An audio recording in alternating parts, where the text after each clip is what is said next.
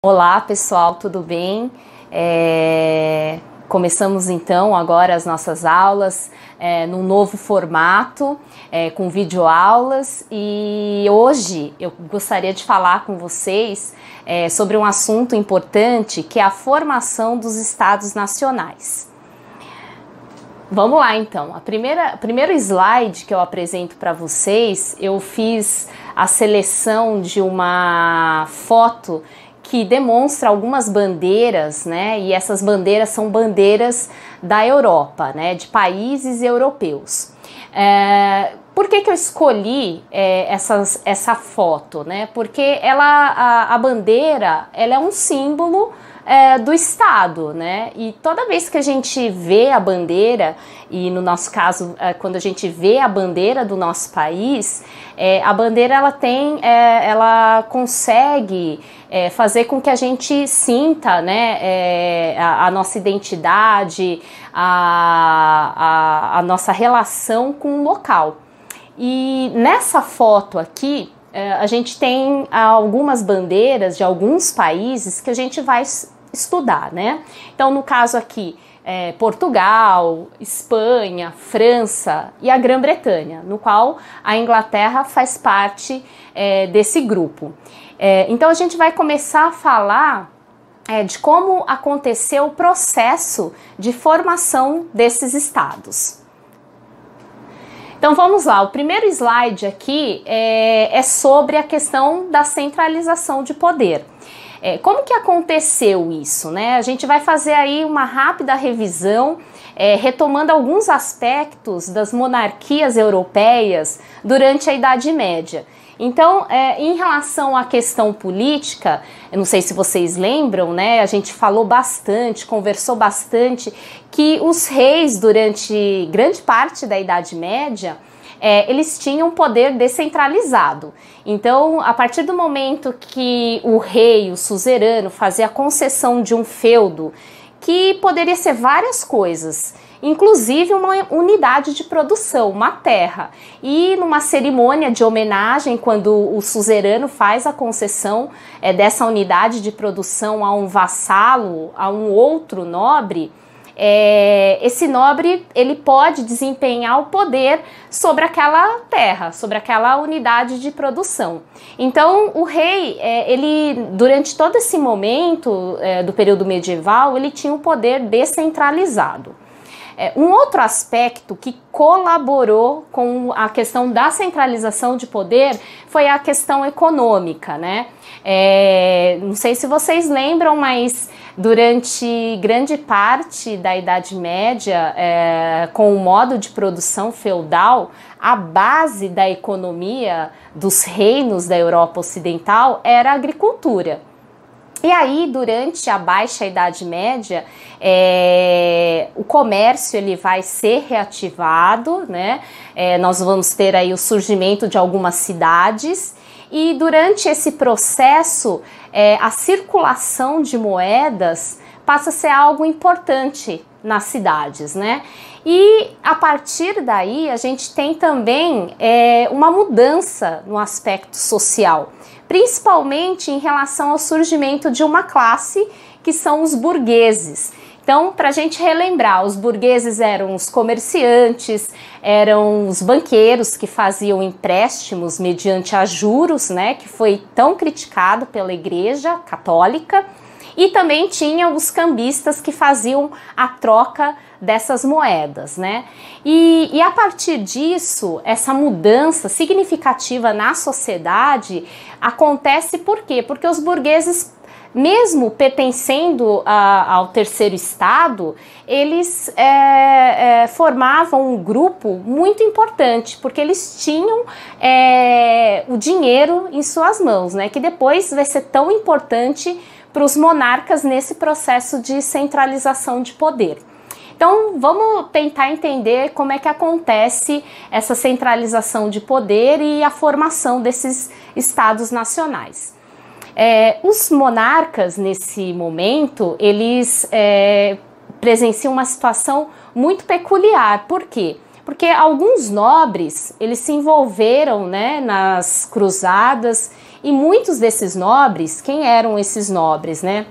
Duques, marqueses, condes, eles voltaram das cruzadas empobrecidos, né? Então, quando eles voltam para o reino, eles não têm mais aquela unidade de produção que eles contavam muito com a agricultura, então as terras já não estavam tão produtivas assim, e esses nobres, senhores feudais, estavam empobrecidos. Entretanto, a burguesia, ela estava aí numa ascensão, e os reis aproveitaram esse momento justamente para se aliar aos burgueses. Então, grande parte dos investimentos reais nesse momento foi, obviamente, sustentado pela burguesia.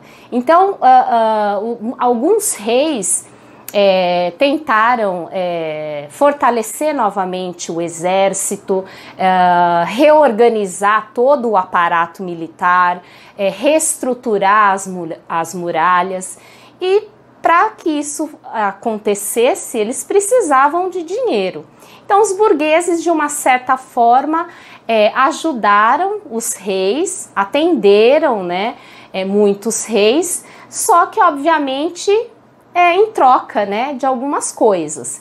Então, em contrapartida aos investimentos que a burguesia fazia, os reis fizeram algumas concessões, como, por exemplo, alguns burgueses que conseguiram alguns cargos administrativos em alguns reinados. Então, esse slide e o próximo, ele explica de uma forma bem objetiva o que eu falei para vocês. E aí a gente vai para uma próxima, um próximo assunto, que é o estudo de caso, né? Então a gente vai falar de algumas monarquias que centralizaram seu poder e que, na verdade, começaram a partir, né, a centralização começa a partir de guerras, conflitos, né? Então a gente vai falar um pouquinho sobre os estados nacionais, nesse primeiro momento, Portugal e Espanha. Então a gente tem aqui um mapa. Penso que o próximo mapa vai estar mais claro para vocês. Então aqui a gente tem o mapa da Península Ibérica. E o que está acontecendo aqui nesses dois mapas, né? Uma grande extensão de terras estava sob domínio dos muçulmanos. Então veja que a Península Ibérica ela está bem próxima do norte da África. Então os árabes, durante toda a expansão, eles conseguiram conquistar largas faixas de terras, né, nessa península, e conviveram até o século XI com os cristãos. Obviamente entre alguns conflitos e batalhas. No caso de Portugal, especificamente, o que vai acontecer? Os reinos, né, de Leão e Castela, eles tentam de alguma forma expulsar esses muçulmanos. E, obviamente, eles queriam, a intenção primeira era retomar essas terras e ficar sob domínio dos cristãos. E aí os reis, né, dessas duas localidades recompensaram um nobre conhecido como Henrique de Borgonha. E aí ele vai fundar o que a gente chama de Condado Portucalense. Depois o seu filho, o seu sucessor direto, o Afonso Henriques, já agora no século XII, né? Ele vai se autodeclarar rei de Portugal e vai instituir o Reino de Portugal. Bom, agora o caso da Espanha ainda é sobre essa guerra, né, que também ficou muito conhecida entre os historiadores como Reconquista.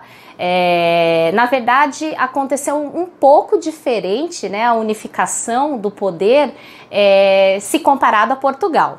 Então, nesse caso aqui, a herdeira do Reino de Castela, a Isabel e o herdeiro do reino de Aragão, Fernando, eles resolveram assinar um acordo matrimonial para tentar fortalecer o exército e assim unir forças, né, para tentar expulsar definitivamente os muçulmanos da Península Ibérica. E o acordo matrimonial teve sucesso, porque eles uniram os exércitos, eles saíram fortalecidos, e o último local que eles conseguiram conquistar foi aqui em Granada. Então eles expulsaram os muçulmanos em 1492, já no final do século XV, né? E essa união foi muito positiva, porque além deles saírem unificados, com poder totalmente centralizados, né, e formar um reino cristão, tanto que eles ficaram conhecidos como reis católicos, eles conseguiram a partir daí fazer vários investimentos que a gente vai estudar depois. Por exemplo, ainda no ano de 1492, eles fizeram um grande investimento com os navegadores que puderam, né, explorar os oceanos para conquistar novas terras, acumular riquezas, que a gente vai falar um pouquinho nas próximas aulas sobre esse assunto. E aí, obviamente, depois desse período, a Espanha vai se tornar uma das monarquias mais ricas da Europa Ocidental, justamente porque ela vai explorar os metais preciosos, principalmente aqui na América. Bom, ainda no século XII, a gente tem uma outra monarquia que vai iniciar o processo de unificação, que é a Inglaterra. Na verdade, se a gente voltar um pouquinho no contexto histórico, né, no século XI, o Guilherme o Conquistador, ou Guilherme I, ele vai assumir o poder do reino inglês, e aquela história da suzerania e da vassalagem, então ele vai fazer concessão de vários feudos, mas também, óbvio, em troca de apoio, em troca de fidelidade. E só que o poder dele não era totalmente centralizado no rei.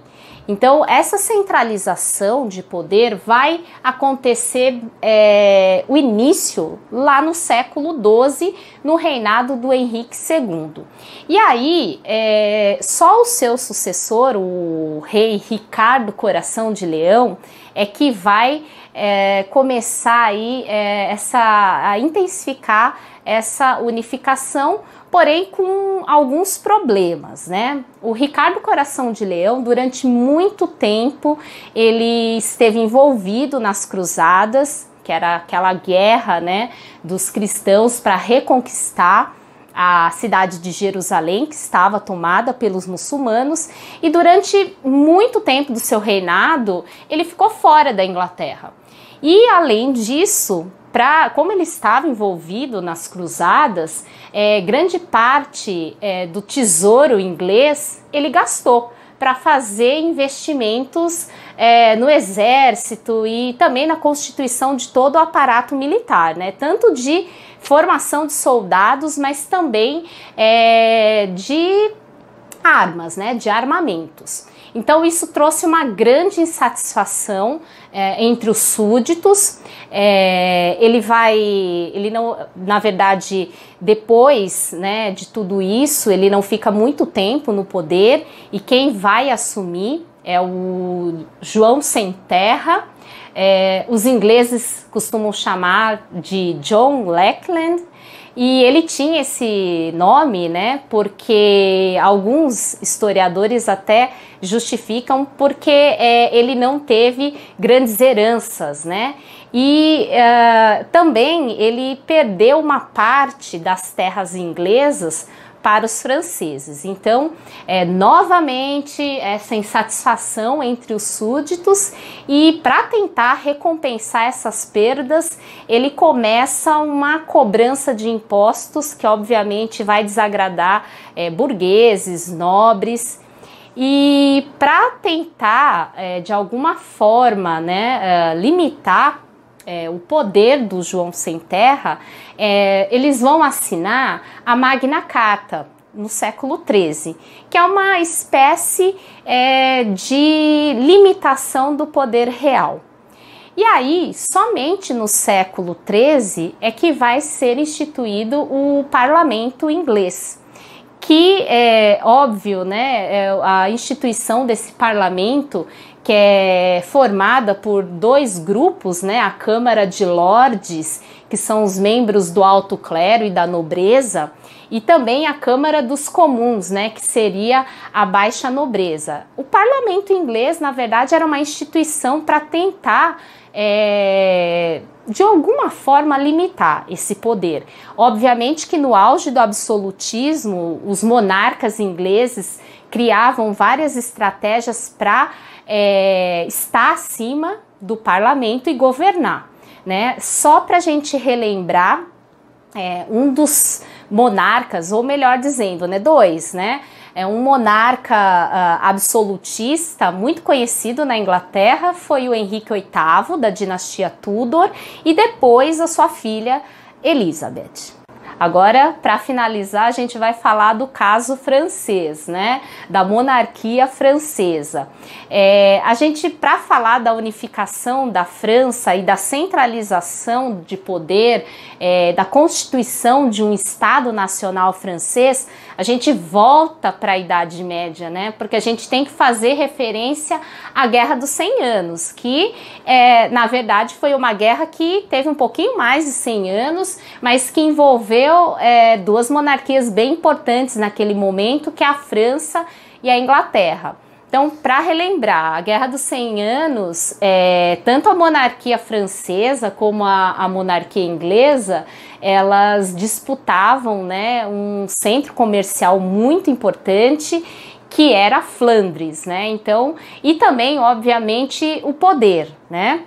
E aí, o que acontece? Nessa Guerra dos 100 Anos, a monarquia francesa, ela vai sair mais fortalecida do conflito. Eu sempre digo para vocês que a Guerra dos 100 Anos, como durou muito tempo, né, teve momentos de muito conflito, mas também teve momentos de trégua. Então, assim, quando a gente observa o resultado desses conflitos ou de uma guerra, tanto a monarquia francesa como a monarquia inglesa, elas saem muito destruídas, né? A perda humana é muito significativa.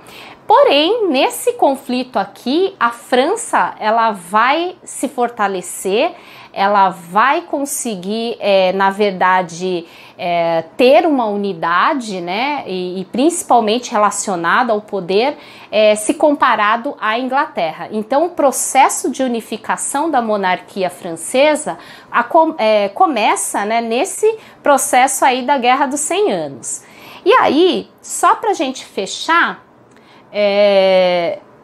eu vou falar aqui um pouquinho sobre fazer uma apresentação do que vai acontecer com essas monarquias, tanto Portugal, Espanha, França, Inglaterra, e depois tem outras, né, que são monarquias absolutistas, né? Então, o que é o absolutismo, né? O absolutismo é a total concentração de poder nas mãos do monarca.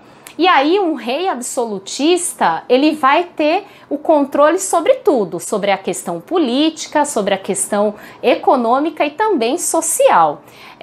Então, na próxima aula, a gente vai falar um pouco sobre o absolutismo. Aqui eu já fiz uma introdução, né, com alguns aspectos do absolutismo europeu, então controle do comércio, do exército, da produção manufatureira, a criação e o controle da cobrança de impostos, né, controle do Estado e a formulação das leis. Então, isso é o indicativo do que a gente vai trabalhar na próxima aula. Nós vamos falar mais sobre o absolutismo, vamos falar sobre os teóricos absolutistas, né, que justificavam esse poder absoluto dos reis, e também a questão do mercantilismo, que é a base da economia dos estados absolutistas. Vou indicar também um trecho de um filme, Robin Hood, que vai mostrar um pouco o rei João Sem Terra fazendo referência à Magna Carta. Então o link vai estar disponível para vocês. E aí eu encerro nesse momento e até a próxima aula.